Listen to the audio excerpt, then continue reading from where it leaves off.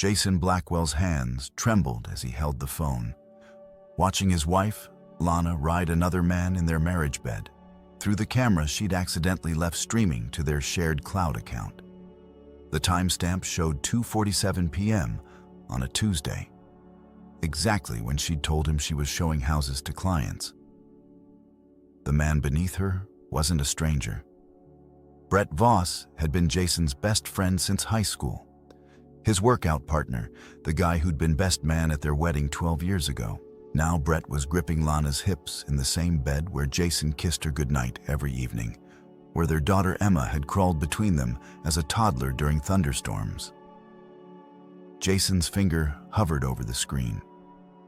He could hang up, pretend he never saw this, go back to his shift at Morrison Manufacturing, where he operated the same hydraulic press for 16 hours a day, 6 days a week. He could keep living the lie. Instead, he screenshot everything. The video kept playing. Lana was laughing, saying something Jason couldn't quite hear over the machinery noise from his lunch break act spot behind the factory. He turned up the volume. God, I can't believe Jason still thinks you're just helping me with my real estate license. Lana panted. If he knew you were the one who got me that Morrison Heights listing. Brett's voice was muffled, but clear enough. Poor fool probably thinks his overtime is paying for your new BMW, doesn't know his best buddy's been bankrolling his wife's lifestyle for 8 months. Jason's lunch, a gas station sandwich and warm Coke, came up in his throat. He forced it down, kept watching. What do you think he'd do if he found out? Lana asked, repositioning herself. What's he going to do? Guy can barely look me in the eye when we spot each other at the gym. Remember last week when I benched 315 and he couldn't even hit 185? He just shuffled away like a kicked dog. They both laughed. The sound cut through Jason like a rusty blade. Sometimes I think about just telling him, Lana said. Put him out of his misery. Emma's almost 17 anyway. She'd understand. Hell, she likes you better than her own father already. Don't. Brett said this setup works too good. He pays the bills. I get the benefits. Besides, look at this house. You think he could afford this place on a machine operator's salary? I'm the one who recommended you to my developer contacts. I'm the one making your career possible. Jason's phone cracked. He'd been gripping it so tight that his knuckles had gone white. He looked down at the spiderweb spreading across the screen, then back at his wife and former best friend. The video ended. The shared album showed 47 more files. Jason sat in his truck for the remaining 30 minutes of his lunch break, staring at the factory smokestacks, cutting black lines across the gray October sky. His hands had stopped shaking. Actually, his whole body felt remarkably calm, like the moment right before you pull a trigger or step off a cliff. He opened his text messages and typed, "Hey babe, working late tonight? Don't wait up." Lana's response came immediately. "Okay, honey. I'm showing houses until 9 Brock. Love you." The same lie she'd been telling for 8 months. Jason deleted the conversation and opened a new browser window. He had research to do. 20 minutes later, Jason walked out with enough surveillance equipment to wire a small warehouse. Everything was the kind of gear that wouldn't show up on any credit card statements or require any registrations. At home, Lana's BMW sat in the driveway next to Emma's Honda Civic. The house was dark except for the kitchen light. Jason parked on the street and watched for 10 minutes, noting which windows were lit, which weren't. He'd lived here for 8 years, but was now seeing it with different eyes, calculating sight lines, entry points, blind spots. Inside, Emma was at the kitchen table with homework spread everywhere. She looked up when he entered, gave him the same disinterested nod she'd been giving him for the past year. "Where's your mom?" Jason asked, still showing houses. "Said she might be late." Emma didn't look up from her trigonometry. There's leftover pasta in the fridge. Jason opened the refrigerator and pretended to look for food while actually checking the magnetic calendar. Lana's handwriting showed client meetings for today, property tours for tomorrow, open house prep for Thursday. All lies. But now he knew her pattern. Dad. Emma's voice made him turn. Are you okay? You look weird. Just tired, sweetheart. Double shifts are catching up with me.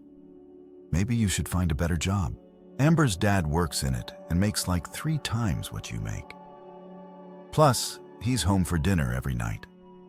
The casual cruelty of teenage honesty. Emma had no idea her words were landing on someone who just watched his entire life revealed as a joke. But they hit anyway. Maybe I should, Jason said quietly.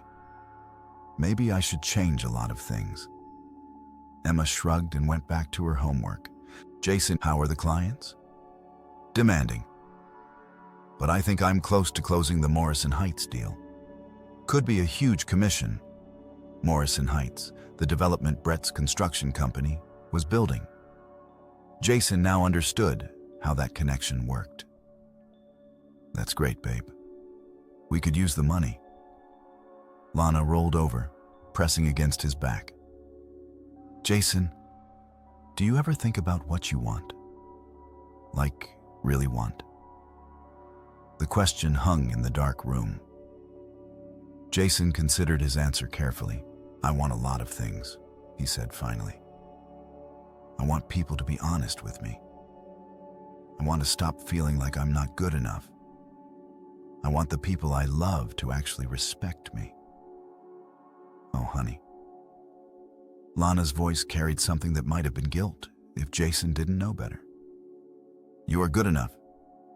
You work so hard for us. Do I? Jason asked. Sometimes I wonder if I'm just convenient. Don't say that. I love you.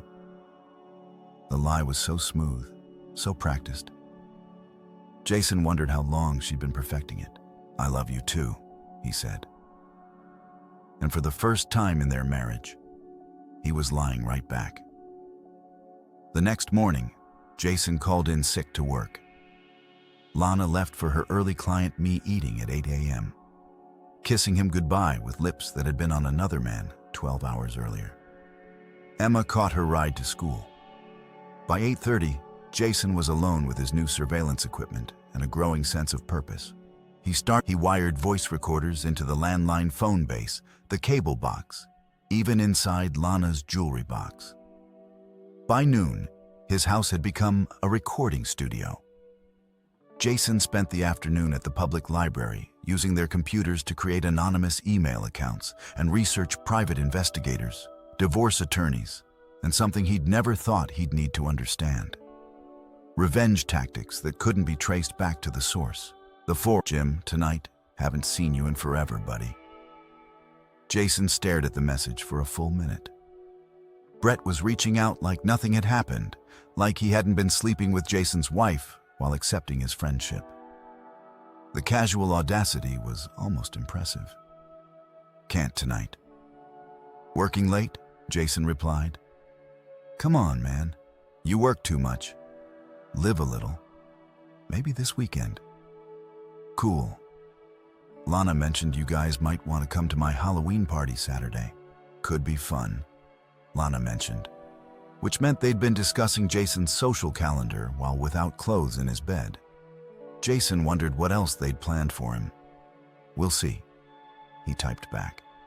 That evening, Lana came home at 9:15 with takeout from Canton Garden, their usual Thursday night routine. She seemed relaxed, almost glowing, satisfied. How was your day? She asked, serving him sweet and sour chicken from containers that still smelled like Brett's cologne. Weird, Jason said honestly. I called in sick, spent the day thinking about stuff. What kind of stuff? Our life, our marriage, whether I'm happy? Lana paused with her chopsticks halfway to her mouth. Are you having some kind of midlife crisis? Maybe. Do you think I should be? Jason, you're scaring me a little. You've been acting strange lately. Strange. Not guilty, not suspicious, just strange. Like his emotional state was an inconvenience she needed to manage. I think I need to make some changes, Jason said. What kind of changes?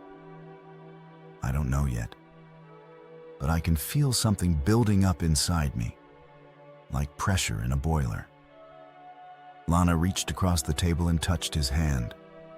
Her fingers were cold despite the warm food. Maybe you should talk to someone, like a counselor. Maybe I should talk to you. We are talking, are we? When's the last time you told me something true, Lana? Something real? For just a moment, her mask slipped. Jason, I think you're being paranoid, she said finally. Am I? Yes. And it's not attractive. Not attractive. After 12 years of marriage, 6 years of supporting her real estate career, 17 years of raising their daughter together, his suspicion about her affair was unattractive. I see, Jason said. Look, if you're having problems, we can work through them, but don't take your insecurities out on me.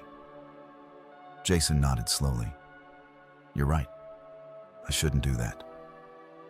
Lana smiled, thinking she'd won. Good. Now, eat your dinner and tell me about something fun. Jason ate his sweet and sour chicken and told her about a joke he'd heard at work. He asked about her day and listened to her lies about difficult clients and scheduling conflicts. He complimented her hair and helped her load the dishwasher. And all the while, his hidden cameras recorded everything. That night, after Lana fell asleep, Jason slipped out to the garage and activated the monitoring system on his laptop. Multiple windows showed different angles of his house, his marriage in real time. The bedroom camera had a clear view of Lana sleeping in the bed where she'd been with Brett 24 hours earlier. Jason opened a new document and began typing. Subject 1. Lana Blackwell, age 34, real estate agent. Known activities: extramarital affair with subject to financial fraud, possible emotional manipulation, confirmed. Vulnerabilities: professional reputation, social status, relationship with daughter, subject 2. Brett Voss, age 36. Gym owner, construction contractor, known activities. Extramarital affair with subject 1.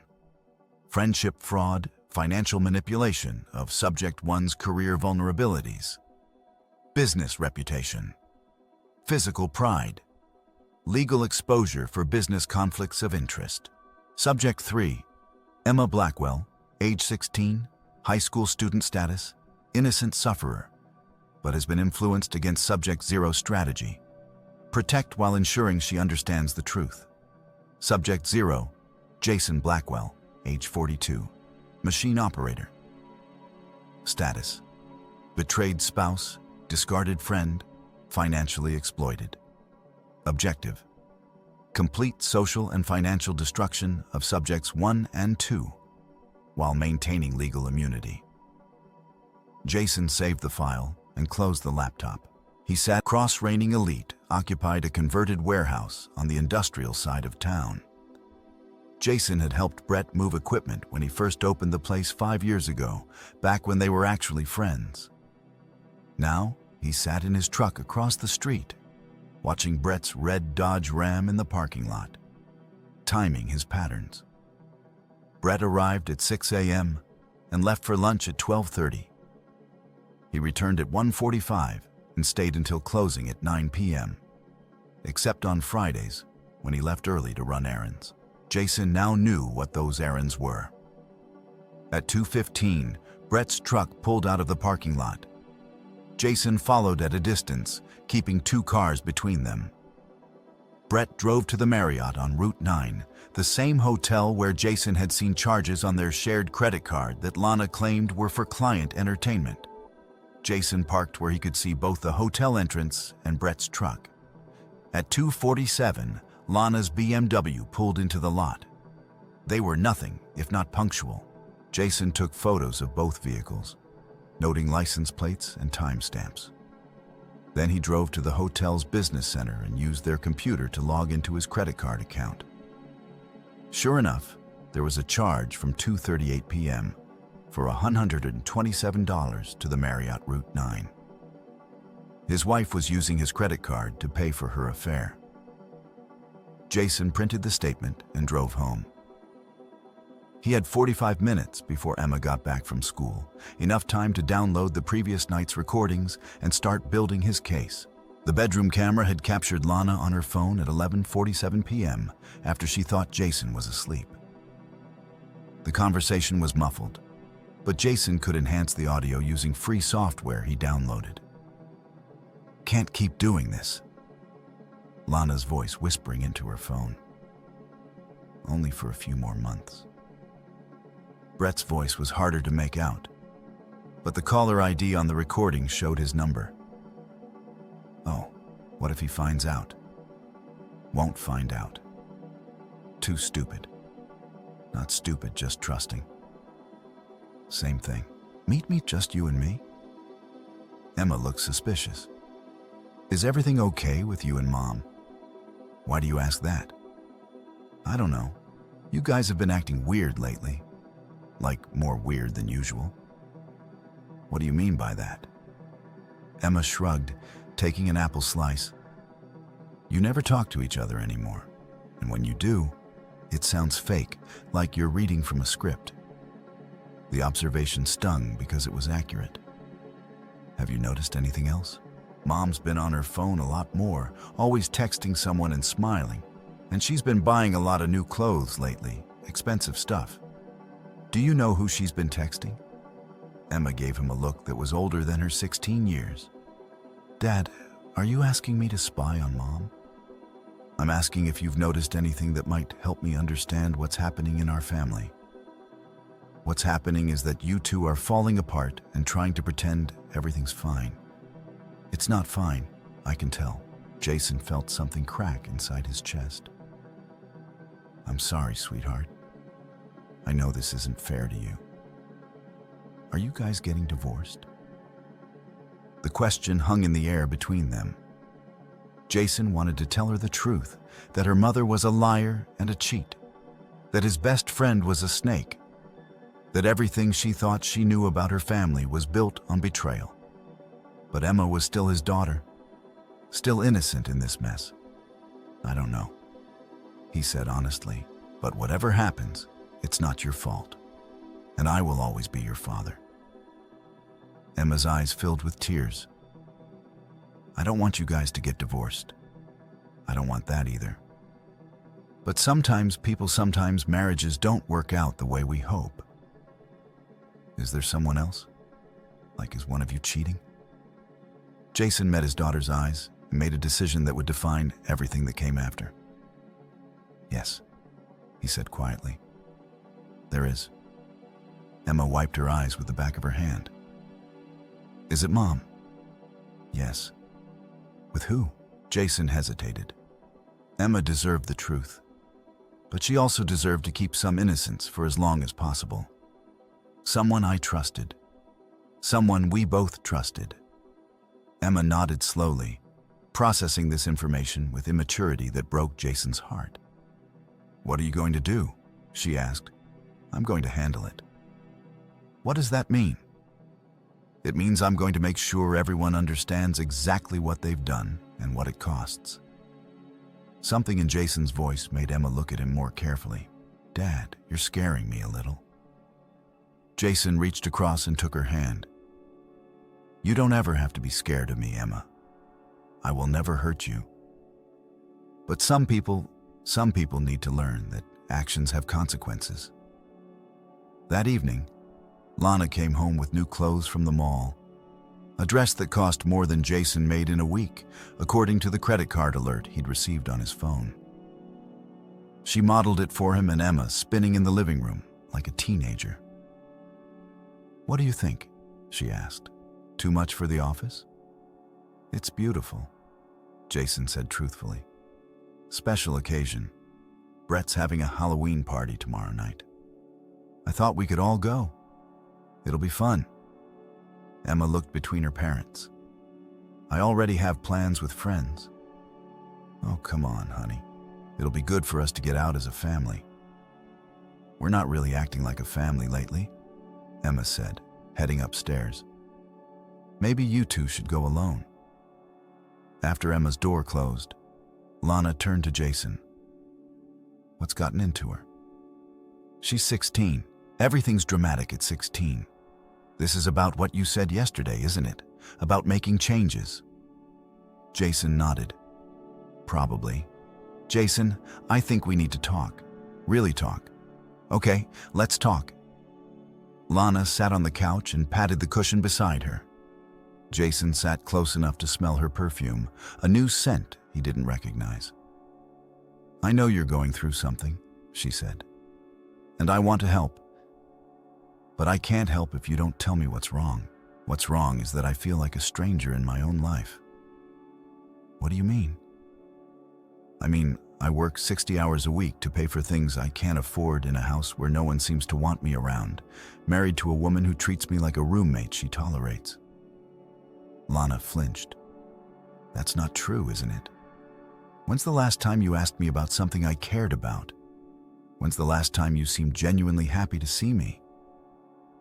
I don't know. Things have been stressful with work. Your work, your clothes, your car, your friends, your schedule. When did everything in our marriage become about you? That's not fair. You want to know what's not fair? Working 16-hour days to pay for a lifestyle I don't get to enjoy. Having a wife who's never home but always spending money.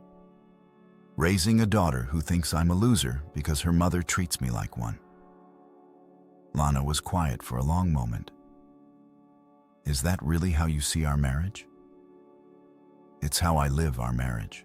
Then what do you want to do about it? I want honesty. Complete honesty about everything. Okay. What do you want to know? Jason looked at his wife. Really looked at her. She was still beautiful. Still the woman he'd fallen in love with in college. But there was something else there now. Something calculating behind her eyes. Are you having an affair? He asked. Lana's pause lasted exactly 3 seconds too long. No. Are you sure? Of course I'm sure, Jason. Why would you even ask that? Because you're lying to me. I'm not lying. Then explain the hotel charges on our credit card. Explain why you smell like men's cologne. Explain why you're never where you say you'll be. Lana stood up quickly. I can't believe you're accusing me of this. I'm not accusing, I'm asking. You're paranoid and jealous, and frankly, it's pathetic. The word hit Jason like a physical blow. Pathetic. The same word Brett had used on the recording. Pathetic. Jason repeated slowly. Yes, this whole conversation is pathetic. I work hard. I contribute to this family. And instead of supporting me, you're making up crazy conspiracy theories. Show me your phone. What? If you're not hiding anything, show me your phone. Absolutely not. I have client information on there. Confidential stuff, then just show me your text messages. No, this is insane. Lana, if you're not having an affair, just show me the messages and this whole thing goes away. I don't have to prove anything to you. This is about your insecurity, not my behavior. Jason nodded slowly. Okay. You're right. This is about my insecurity. I'm insecure because my wife is cheating on me with my best friend, and I'm pathetic enough to still love her anyway. The silence that followed was absolute. Lana's face went through a series of expressions. Shock, fear, calculation, and finally cold resolve. I don't know what you think you know, she said carefully. I know everything. That's impossible. Is it? Should I tell you about yesterday afternoon at the Marriott? Or maybe about the video call you accidentally left running Tuesday morning. Lana went pale. Jason.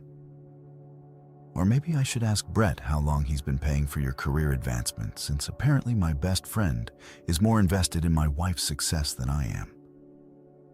It's not what you think. What I think is that you've been screwing my best friend for 8 months while spending my money and lying to my face every single day. Jason, please. What I think is that you've turned my daughter against me while playing house with another man in our bed. It's not like that. Then what is it like, Lana? Because from where I'm sitting, it looks like you decided I wasn't good enough for you, but kept me around to pay the bills while you auditioned my replacement. Tears were running down Lana's face now. But Jason felt nothing. No sympathy, no urge to comfort her. Just cold, clear purpose. I never meant for this to happen, she whispered. But it did happen. For 8 months, it happened. I was going to end it. When? Soon. I needed to figure out how. Here's how. You get dressed, you drive to Brett's place, and you tell him it's over tonight. Then you come home and we figure out how to fix our marriage. Jason, that's option 1. What's option 2? Jason stood up, looking down at his wife. Option 2 is, I handle this my way. What does that mean? It means everyone in this town finds out exactly what kind of person you are. It means Brett's business relationships learn about his habit of sleeping with clients' wives. It means Emma gets to see the recordings I've made of you planning my humiliation. Lana's eyes went wide. You've been recording us? I've been protecting myself. Which option do you choose? Lana wiped her eyes, and when she looked up, the mask was completely gone. Jason was finally seeing the real person he'd been married to. You're not going to do any of that, she said. Why not? Because you're too weak. You always have been. That's why this happened in the first place. Weak? Yes. Weak and boring and pathetic. Brett was right about you. What else did Brett say about me? He said you'd never have the balls to leave me, that you'd just keep working and paying bills while I did whatever I wanted. And you know what? He was right. Jason smiled. It was the first time he'd smiled in days, and it felt good. Was he? Something in his expression made Lana take a step back. Jason, you know what's funny? An hour ago, I was ready to forgive you. I was ready to try to save our marriage for Emma's sake. We still can't. No, we can't, because now I know who you really are. Jason pulled out his phone and sent a text message. Lana couldn't see the screen, but she could see his thumbs moving. What are you doing? Making plans. Jason, don't do anything stupid.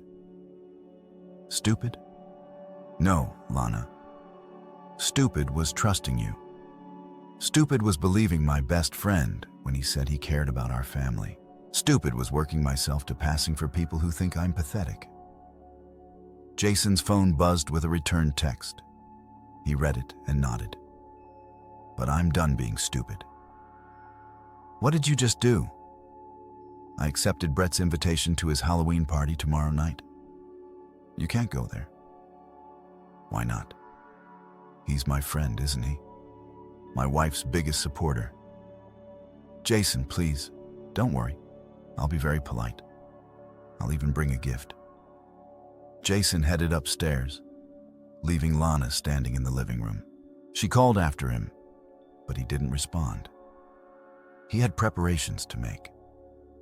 Saturday morning, Jason woke up early and drove to 3 different stores across town. At the first, he bought a small video camera and tripod. At the second, he purchased a portable printer and photo paper. At the third, a costume shop. He bought a devil mask and a roll of red ribbon. He spent the afternoon in his garage preparing what he'd started thinking of as his party favors. By 5 p.m., everything was ready. Lana had been watching him all day like he was a bomb that might explode. She tried to start several conversations, but Jason had remained polite and distant. When she asked what he was planning, he just smiled and said it would be a surprise. At 6:30, Jason showered and dressed in his best suit, the one he'd worn to his wedding. He styled his hair and trimmed his beard. Looking in the mirror, he barely recognized the man staring back. Something fundamental had changed in his face, something cold and final. Lana was waiting by the front door when he came downstairs. She was wearing the new dress she'd bought with his credit card. Jason, I'm begging you, don't do this. Do what? Whatever you're planning. I'm not planning anything. I'm just going to a party with my wife. This isn't you. You're not this person. Jason considered that. You're right. The person I was would have kept quiet and suffered in silence. But you and Brett made a mistake. What mistake? You pushed too hard. You got careless. And now the person I was is gone. They drove to Brett's house in silence. It was a nice place in the suburbs, bought with money from his construction business and gym. Jason had helped Brett move in 3 years ago, back when he still believed they were friends. The party was in full swing when they arrived. 24 people in costumes drinking and laughing. Brett was dressed as a Viking, which suited his ego perfectly. He greeted them at the door with fake enthusiasm. Jason, I can't believe you came. And Lana, you look incredible. Brett hugged Lana a little too long, a little too close. Jason watched his wife's face, saw the fear there. Thanks for inviting us, Jason said. Great party. Come on, let me get you guys drinks. They followed Brett through the crowd. Jason recognized most of the faces. People from the gym, Brett's business contacts, some of Lana's real estate colleagues. People who thought they knew him as the quiet husband who worked too much and didn't say much. Beer? Brett asked, opening a cooler. Actually, I was hoping we could talk privately for a minute, Jason said. Just the three of us. Brett and Lana exchanged a quick glance. Sure, man. Let's go to my office. Brett's home office was decorated with photos of his athletic achievements, business awards, and several pictures that included Lana at various real estate events. Jason noted each one while Brett closed the door. So, what's up? Brett asked, trying to sound casual. Jason reached into his jacket and pulled out a manila envelope. I brought you guys a gift. A gift? Something I thought you should see. Jason opened the envelope and spread a dozen photographs across Brett's desk. They showed Brett and Lana entering and leaving the Marriott. Lana in Brett's truck. Brett leaving Jason's house on a Tuesday morning when Jason was supposed to be at work. The silence stretched for nearly a minute. Jason, Lana started. I also brought this. Jason pulled out a small audio player and pressed play. Their voices filled the room. Lana and Brett's conversation from Tuesday night enhanced and amplified. Too stupid to figure it out. Just need a few more months. Then we can be together properly. Jason stopped the recording. There's about 40 minutes more if you're interested. Brett's face had gone from tan to pale to red. You son of a witch. Careful, Jason said quietly. We're not there yet. You've been spying on us. I've been protecting myself from people who think I'm too stupid to notice them destroying my life. Lana was crying again, but quietly this time. Jason, please, we can work this out. Can we? How do we work out 8 months of lies? How do we work out my best friend calling me pathetic while sleeping with my wife? It wasn't supposed to happen, Brett said. It just developed. Developed like a disease. Look, 27 messages, Jason said. Each one contains photos, recordings, and documentation of your affair. Plus, some interesting financial records showing how Brett's been steering business to Lana in exchange for sexual favors. You can't send those, Brett said. Why not? Because it'll ruin us both. That's the idea.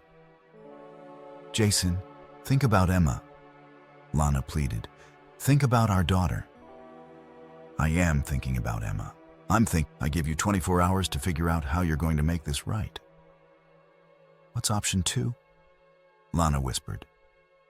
Jason smiled. Option 2 is, I press send right now, and by tomorrow morning everyone in this town knows exactly who you really are. Brett stepped forward. You're bluffing. Try me. For a moment. The three of them stood frozen in tableau. Then Lana dropped to her knees. I'm sorry, she said, her voice breaking. I'm so sorry, Jason. It was wrong. All of it was wrong. Brett remained standing. Lana, don't. Shut up, Brett, she snapped. This is your fault. You said he'd never find out.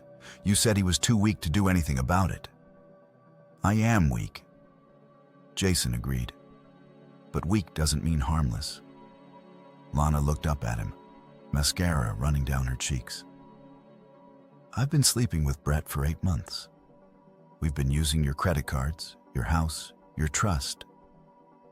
I told myself it was because you weren't paying attention to me anymore. But that wasn't true. I did it because I wanted to. And because I thought you'd never have the courage to stop me. Keep going. I let him convince me you were pathetic. I let him use his business connections to advance my career while you worked extra shifts to pay our bills. I turned Emma against you by complaining about you constantly. Her voice broke completely. I destroyed our marriage because I'm selfish and cruel, and I thought I could get away with it. Jason looked at Brett. Your turn. I'm not getting on my knees. Okay. Jason pressed send. Brett lunged forward, but Jason was ready for him. 16 years of factory work had kept him stronger than he looked. He caught Brett's wrist and twisted, dropping the bigger man to the floor. Now you're on your knees anyway, Jason observed. His phone was buzzing with delivery confirmations. 27 messages sent to 27 different people. In the morning, everyone who mattered in their small town would know exactly what Brett Voss and Lana Blackwell had been doing behind Jason's back. You crazy son of a witch, Brett gasped, clutching his twisted wrist. Not crazy, just tired of being everyone's fool. Jason pulled out the devil mask he'd bought and put it on. Through the eye holes, he could see Lana and Brett staring at him in horror. Here's what happens next, Jason said, his voice muffled by the mask. Lana, you're going to walk out of this party and drive home. You're going to pack your things and find somewhere else to live by tomorrow night. You can stay in town if you want, but everyone's going to know what you are. Jason, please, Brett. You're going to discover that several of your business partners have conflicts of interest with you now. Sleeping with a client's wife while steering business to her tends to violate contract morality clauses. You'll never prove anything. I don't have to prove anything. I just have to create reasonable doubt about your professional ethics, which I've already done. Jason pulled out a red ribbon and dropped it on Brett's desk next to the photographs. That's for you to remember this moment. The moment you realize that calling someone weak doesn't make them helpless. He headed for the door, then paused. Oh, and the costume party continues outside. Everyone's about to get a very educational slideshow on the big screen TV in your backyard. What? I set up a projector while you were getting drinks. Right about now, your guests are seeing some very interesting photos of your 8-month relationship with my wife. Through Brett's office window, they could hear confused voices becoming angry voices. Someone was shouting. Someone else was laughing. "You son of a witch," Brett said again. "No," Jason replied, pulling off the devil mask. "I'm the guy who finally stopped letting you treat him like one." Jason walked out of the office, through the house, and out the front door. Behind him, he could hear Lana sobbing and Brett cursing. In the backyard, the party had transformed into something else entirely. A crowd of people staring at a slideshow of betrayal projected on a 12-inch screen. He got in his truck and drove home. Emma was waiting in the kitchen when he arrived, still dressed, but obviously having been crying. "Dad, hey, sweetheart. Mom called me. She was hysterical. She said you did something terrible at the party." Jason sat down across from his daughter. "I exposed the truth. Some people consider that terrible. She said you humiliated her in front of everyone. She humiliated herself. I just made sure people could see it." Emma was quiet for a long moment. "Are you okay?" "I'm better than I've been in months." "What happens now?" "Now your mother and I get divorced. She finds a new place to live. You decide whether you want to stay here with me or go with her. I want to stay with you." The simple declaration hit Jason harder than anything else that had happened. "Are you sure?" "I'm sure. What she did was wrong. What Brett did was wrong. And I'm sorry it happened to you." Jason reached across and took his daughter's hand.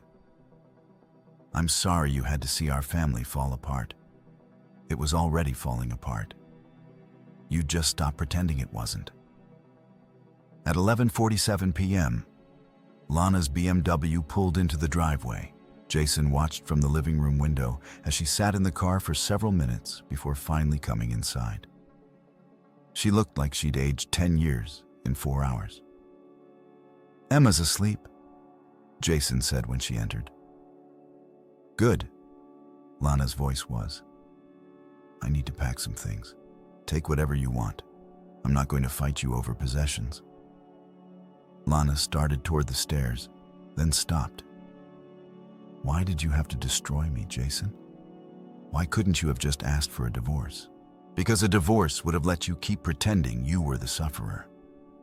This way, everyone knows exactly what happened and who was responsible. I'll never be able to work in this town again. Then you'll have to work somewhere else. Brett's business is ruined. His partners are already calling for him to be removed. Then he'll have to find a new business. You destroyed 2 lives tonight." "No," Jason said quietly. "You destroyed 2 lives over the past 8 months. I just made the consequences visible." Lana went upstairs to pack. Jason could hear her moving around their bedroom, opening drawers and closets. When she came back down an hour later with 2 suitcases, her face was composed again. "I'm going to stay at my sister's for a while," she said. "That's probably smart.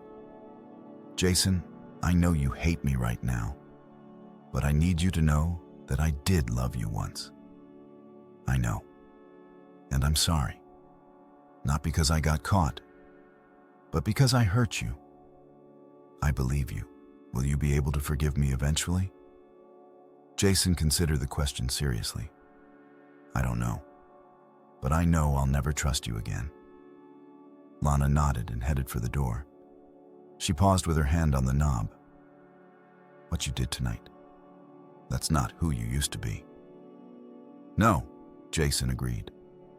"But who I used to be got walked on for 8 months while his wife and best friend laughed about how stupid he was. Who I am now doesn't allow that. Who you are now scares me." "Good. Maybe if you'd been scared of consequences before, we wouldn't be here." After Lana left, Jason sat in his living room for a long time, thinking about the man he'd been yesterday and the man he was today. The transformation didn't feel dramatic, more like taking off a costume he'd been wearing for years. His phone buzzed with text messages throughout the night. Some from mutual friends who'd seen the photos, some from co-workers who'd heard rumors, a few from Lana's family members calling him everything from heartless to psychotic. Jason deleted them all without responding. Sunday morning, Emma made pancakes, something Lana used to do before she got too busy with her career. They ate in comfortable silence, reading different sections of the newspaper. "Dad," Emma said finally. "Yeah, I'm proud of you." Jason looked up from the sports section. "Why?" "Because you stopped letting people treat you like garbage. That takes courage. Some people would say what I did was cruel. Maybe. But what they did was cruel first. And they did it for 8 months. Jason's phone rang. Brett's number. He let it go to voicemail, then played the message on speaker. "Jason, you piece of crap. Answer your phone. We need to talk. You can't just destroy people's lives. And walk away. There are going to be consequences for what you did. You hear me?" "Consequences?" Emma raised an eyebrow. He sounds scared. He should be. His life just got very complicated. Are you worried about him? No. Are you worried about anything? Jason thought about that. I'm worried about you. About whether this changes how you see me. It does change how I see you. How? I used to think you were too nice, too willing to let people walk on you. Now I know you're not nice. You're just patient. There's a difference. Jason smiled. When did you get so wise? I learned from watching my parents' marriage fall apart. You taught me what not to tolerate. That afternoon, Jason drove to Morrison Manufacturing and cleaned out his locker. He'd called in his resignation that morning, effective immediately. 16 years at the same job, and he could summarize his entire career in one cardboard box of personal items. The plant manager, Dave Morrison, found him in the parking lot. Jason, you sure about this? Walking away with no notice? I'm sure. Mind if I ask why? My life just took a new direction. This job doesn't fit where I'm going. Where are you going? Jason considered the question. He had money saved more than Lana knew about, kept in an account she'd never had access to. He had skills that translated to other work. He had a daughter who respected him, and a reputation that, while currently notorious, was also completely honest. I don't know yet, he said finally. But it'll be somewhere I'm not taken for granted. Dave nodded. Good luck then. And Jason, for what it's worth, I heard what happened. Can't say I blame you. By Wednesday, the story had made its way through the entire town. Jason's phone calls from job recruiters in other cities offering positions that paid better than Morrison Manufacturing. Apparently, a man who could systematically dismantle two people's lives with surgical precision was exactly the kind of problem solver some companies were looking for.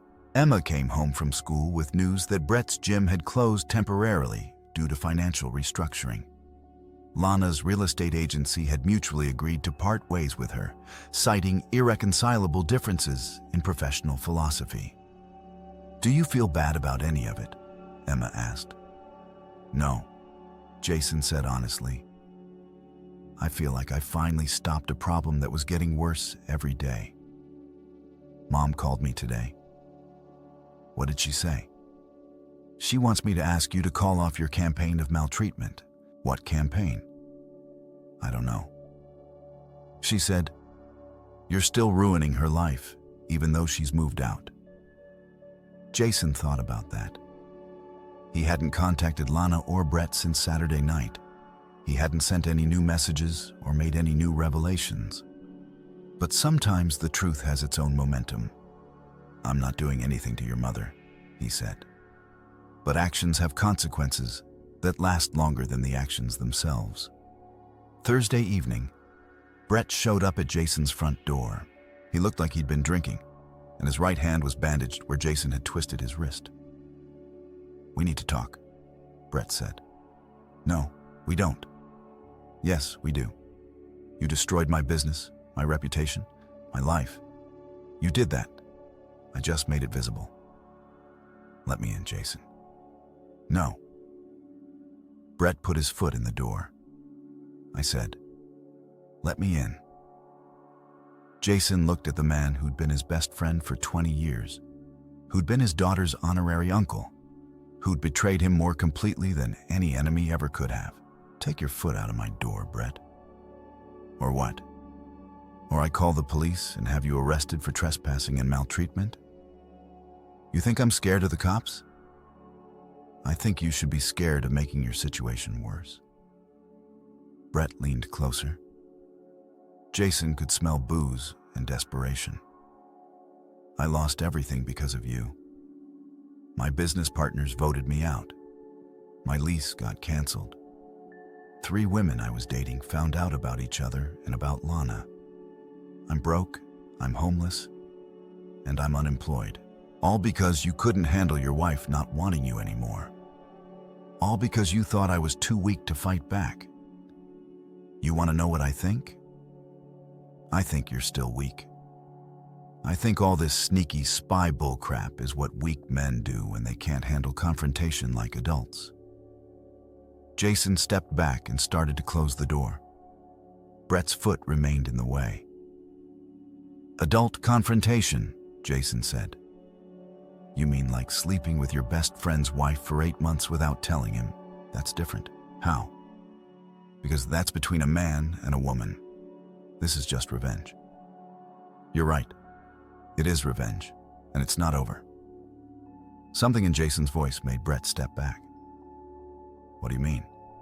"I mean, I'm just getting started." Jason closed the door and locked it. Through the window, he watched Brett stand on the porch for another 5 minutes before finally leaving. Emma appeared at the top of the stairs. Was that Brett? Yeah. What did he want? To blame me for the consequences of his own choices. Are you really going to keep making things worse for them? I don't need to make things worse. They made them worse all by themselves. I just made sure everyone could see it. Friday morning, Jason received a call from a lawyer in Chicago. A manufacturing company there had heard about his creative problem-solving skills and wanted to discuss a management position that paid twice what he'd been making at Morrison. "How did you hear about me?" Jason asked. "Word's fast in our industry. Someone who can systematically identify and neutralize threats to operational integrity is exactly what we need." Jason scheduled an interview for the following week. That afternoon, he drove to the cemetery where his parents were buried. He hadn't visited in months. There'd never been time between work and family obligations. Now, he had all the time in the world. He sat on the bench facing their headstones and tried to explain what had happened. "I know you raised me to be better than this," he said to the granite markers. "To turn the other cheek, to forgive, to take the high road. But sometimes the high road just leads to more people walking on you." The wind rustled through the oak trees overhead. "I don't know if what I did was right," Jason continued, "but I know it was necessary. And I know I can't go back to being the person who let people treat him like garbage just to keep the peace." A car pulled up behind him. In the rearview mirror, Jason saw Lana getting out of her BMW. She approached slowly, like someone approaching a dangerous animal. "I thought I might find you here," she said. "Why were you looking for me?" "Because we need to talk about Emma." "What about Emma?" "She won't take my calls. She won't see me. She says she's staying with you permanently. That's her choice. She's 16. She doesn't understand the complexity of adult relationships. She understands betrayal perfectly." Lana sat on the other end of the bench, careful to maintain distance. "Jason, I know you hate me. I know I deserve it. But Emma is still my daughter, and she'll always be your daughter. But she's old enough to decide who she wants to live with and who she wants to respect. You turned her against me. I told her the truth. She turned against you all by herself. Can't we try to fix this for her sake? Jason looked at his wife, his soon-to-be ex-wife, and felt something that might have been pity. Lana, you spent 8 months lying to me every single day. You turned my best friend against me. You used my money to pay for your affair. You tried to gaslight me when I started asking questions. And when I finally proved what you were doing, you called me pathetic. I was angry. You were honest. For the first time in 8 months, you were completely honest. You told me exactly what you thought of me, exactly what you'd been doing, and exactly how little you respected me. I didn't mean it. Yes, you did. And you know what? You were right. I was pathetic. I was weak. I was boring. But I'm not anymore. What are you now? Jason considered the question seriously. I'm someone who doesn't tolerate being treated badly. I'm someone who fights back when attacked. I'm someone who makes sure actions have consequences. You're someone who destroys people. Only people who try to destroy me first. They sat in silence for several minutes, surrounded by the graves of people who'd lived full lives and taken their secrets to the ground. The job interview in Chicago went well, Jason said finally. You're leaving town. Emma and I are leaving town. Fresh start somewhere. People don't know our story. You can't take my daughter away from me. I'm not taking her anywhere. She's choosing to come with me because she doesn't want to live with someone she can't trust. Jason, please, I'm begging you. Don't take Emma. Then give her a reason to stay. What kind of reason? Become someone worth respecting again. Lana started crying, but quietly this time. Not the dramatic tears she'd used to manipulate him, but the exhausted crying of someone who'd finally run out of options. I don't know how. Figure it out. You're smart. You're capable. And you're only 34? But you can't do it here. And you can't do it while expecting everyone to just forgive and forget. What about us? Is there any chance? No. Why not? Because I finally understand the difference between loving someone and being in love with them. I love you because you're Emma's mother and because we have history. But I'm not in love with you anymore. You eliminated that. Jason stood up and headed back to his truck. Lana remained on the bench, staring at his parents' graves. Jason, she called after him. Yeah, I really am sorry. I know. Does that matter at all? It matters, but it doesn't change anything. 2 weeks later, Jason and Emma loaded their belongings into a moving truck. The house would go on the market the following month, with the proceeds split between Jason and Lana, according to their divorce settlement. Emma had said goodbye to her friends the night before. Jason's goodbyes had been simpler. He'd never had many close relationships in town besides Brett, and that bridge was more than burned. As they drove out of town, Emma looked back through the rear window. Do you think we'll ever come back? She asked. Do you want to? I don't know. Maybe to visit Mom if she gets her life together. Maybe. Do you think she will get her life together? Jason considered that. Your mother is smart and determined when she wants something. The question is whether she wants to be better badly enough to do the work. What about Brett? What about him? Do you think he learned anything? I think Brett learned that actions have consequences. Whether he learned anything deeper than that, probably not. They drove in comfortable silence for several miles, leaving behind the town where Jason had spent his entire adult life. Dad, Yeah, I'm proud of how you handled everything. Even the cruel parts. Especially the cruel parts. Sometimes cruel is just honest. Jason smiled. When did you get so wise? I told you I learned from watching you finally stop being a doormat.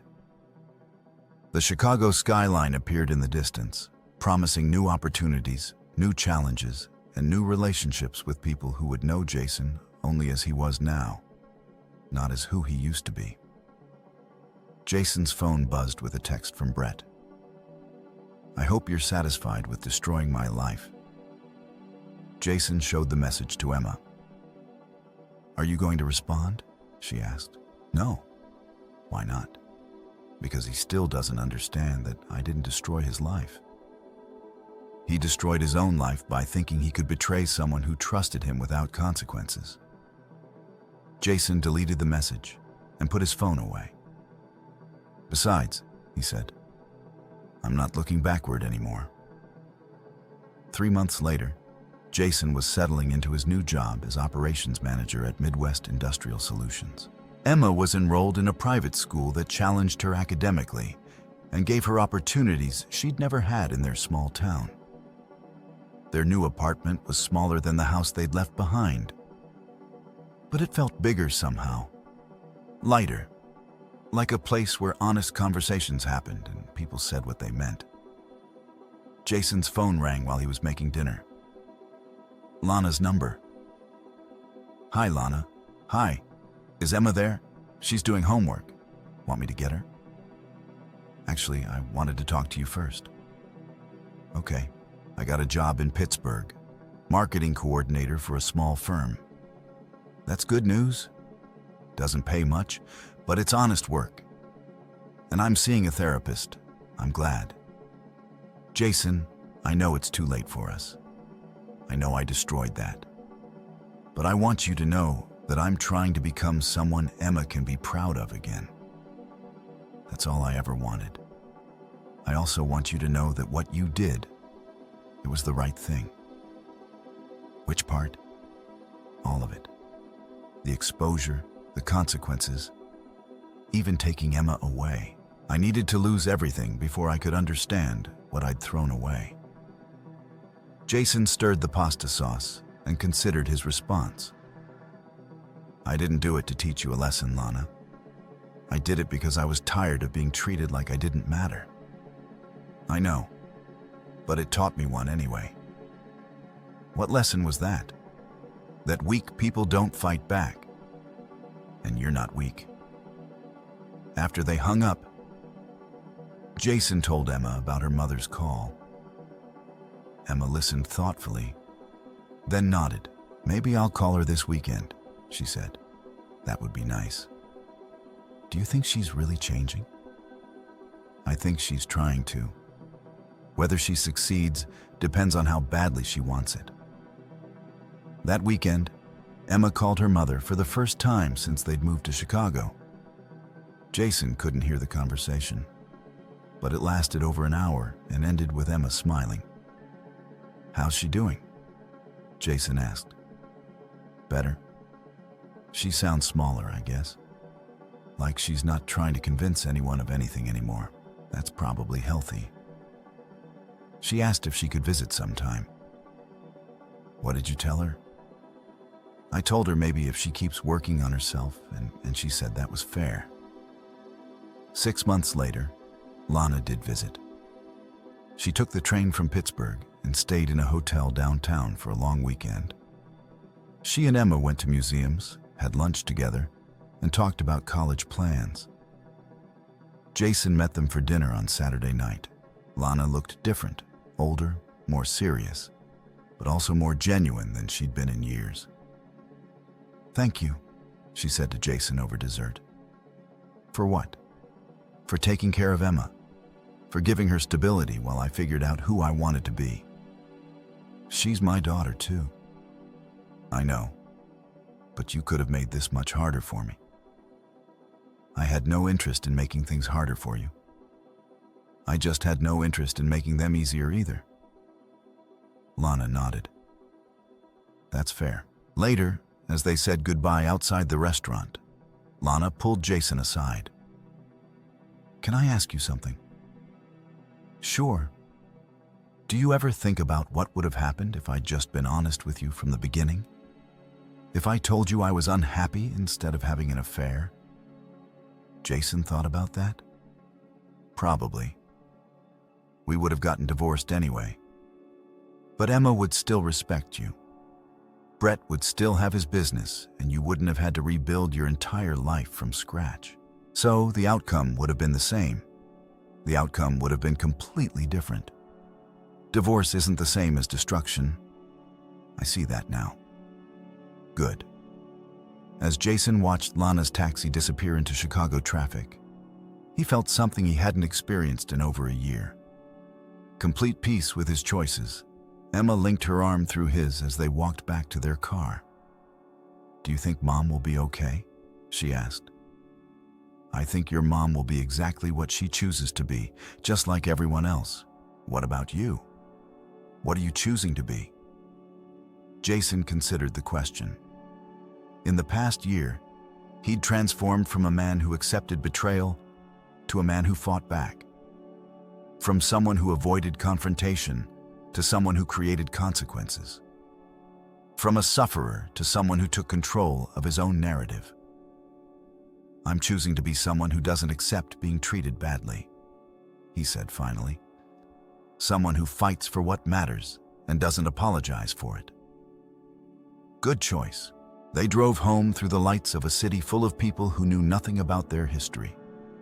Nothing about the betrayal and revenge that had brought them here in Chicago. But Jason was just a successful manager, raising his daughter alone.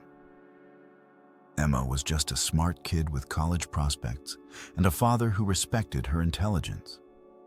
Their past existed, but it didn't define them anymore. That night, Jason deleted the last of the evidence files from his computer. The recordings, the photographs, the documentation of 8 months of betrayal. All of it went into the digital trash and was permanently erased. He no longer needed proof of what had happened. The consequences had already played out. The lessons had been learned.